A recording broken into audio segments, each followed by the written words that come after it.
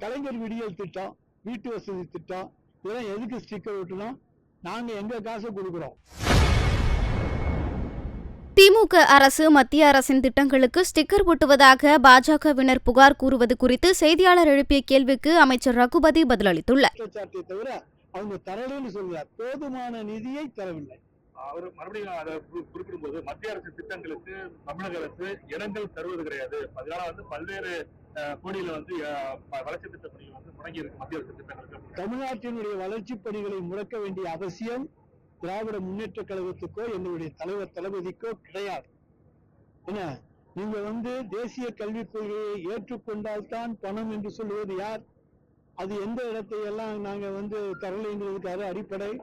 அவங்க தேசிய கல்விக் கொள்கையை ஏற்றுக்கொண்டால்தான் பணம் என்று சொன்னால், நிதி என்று சொன்னால் நாங்கள் மறுக்கிறோம். தேசிய கல்விக் கொள்கையை எங்களிடம் திணிக்காதீர்கள் என்று சொல்லுகிறோம். இன்னைக்கு மகாராஷ்டிரா என்ன சொல்லுவது?